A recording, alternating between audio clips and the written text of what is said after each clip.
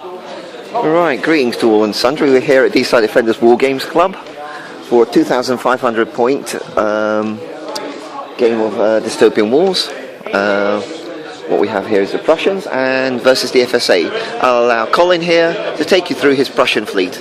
Good afternoon, I'm Colin Sinclair. It's a fairly standard Prussian fleet. I've got a fairly strong naval element, a dreadnought, a reinforced cruiser squadron, 5 squadrons of Arminius and 2 aircraft carriers. They're supported ably by 2 of the new Metzger Bs. In the middle of my fleet is a fairly large, for this size of game anyway, aerial force. 2 Gewittervolkers, 6 Pflichts and 10 of the small airships. Right, thank you for that, Colin. And on the side of everything that is good, libertine and generally speaking being jolly decent to folk, apart from the slavery bit guys, but you have to forget that, is the Federated States of America. And so today we have, leading the field on this flank, Princeton-class gunships, destroyers, 3 squadrons of frigates, here, and here, Independence-class battleship, Lexington-class cruisers, 2 squadrons of, Enterprise-class dreadnought, Valley-class airship, a 2nd battleship, Lee-class airships, Savannah-class flying carrier, and a couple of gunships with escorts, with frigates out on the flank.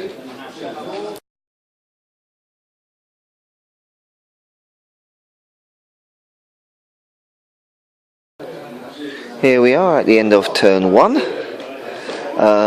There's been an awful lot of moving, a little bit of shooting. Nothing has sunk, blown up, or otherwise had a bad day of it just yet. There's a flicked with a couple of holes in it, and a cruiser who's feeling a little bit, and a frigate who's feeling a little bit poorly. I'll leave Colin here to make a comment. Oh, I'm happy with the end of my first turn. We're moving swiftly towards the enemy, and that's all that matters. Okay. So as you can see, everybody, bearing in mind this is a 6 foot by 18 foot table, or 12 foot. Yeah, 6 foot by about 14 foot table.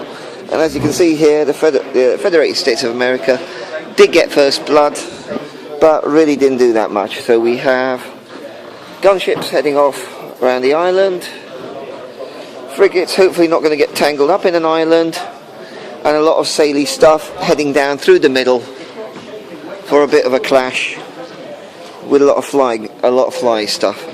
From my point of view, I'm facing an awful lot of blimps heading my way. I'm not talking about my opponent there.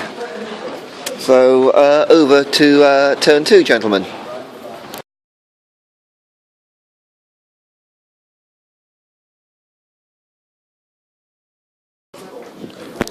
We have the end of turn 2. Things have closed up. The FSA's taken a bit of a twatting on the cruiser front. Well, quite a painful twatting, to be honest with you, on the cruiser front. I'll let Colin give his perspective.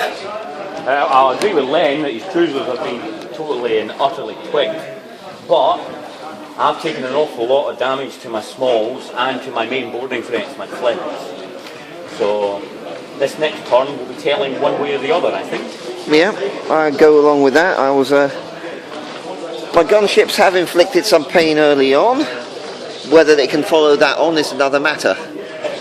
Over in the centre, yes, it's thinner, but things are about to clash. And my airships are currently pretty intact. Over here, it could go very much either way. His smalls have been taken down, and there could be a carrier that might be a bit vulnerable. But this centre ground is about to turn into a bit of a furball of airships and battleships coming at each other from all directions. So yes, certainly an interesting, certainly some ups and downs in this one. We will see if we can play this game beyond 4 turns.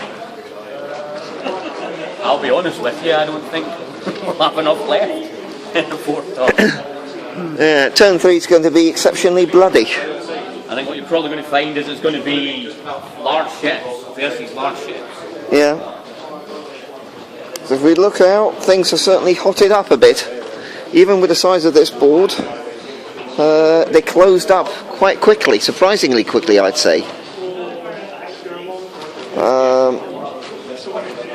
So we wait to see what turn 3 will be like. But there's going to be a nice big airship scrap in the middle of all this.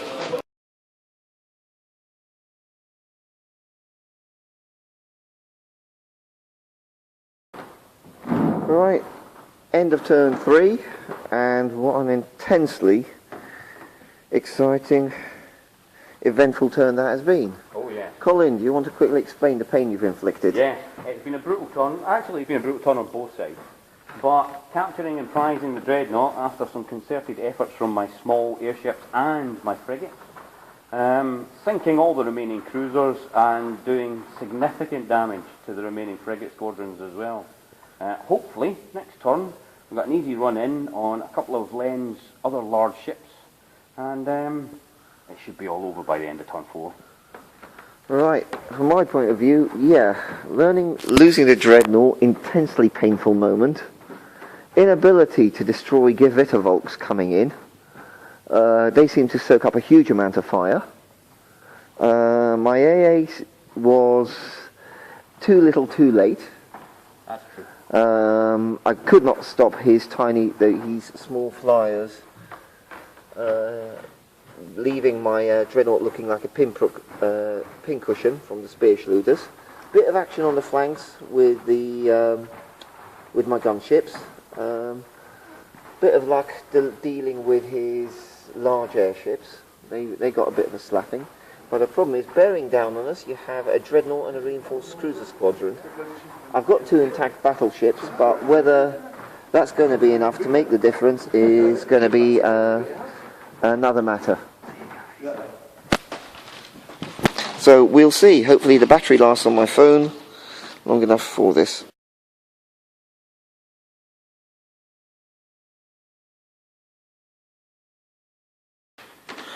Well, we've got to the end of turn 4, and as it stands, things could actually hang in the balance a bit. I think so, yeah. The Prussians have been thinned out in the centre ground and out on the flank. I would agree, yeah. There's only there's 2 small Prussian flying things left, and one flicked left on its pretty sore state, to be honest with you. However, the American surface fleet's taken a bit of a battering. A serious battering. And but the way I look at it, this is still the middle of a fight. You're not going to turn around and go home now. So yeah, this may well cost me the battle, but we're going to play on into turn 5. Oh, he's a brave man. If we look down here, there's 2 gunships, each with a fusion leak, with a couple of horrible Metzgers bearing down on them. And there's still an absolutely undamaged Prussian Dreadnought there. Bless him. So, we did manage to capture that horrible thing. It's called Gevittervolker. The Gevittervolker, and sink one of the carriers and inflict some other pain in other areas. But sadly, not enough. So, and this is now after 8 hours. 8 hours of play. 8 hours of play.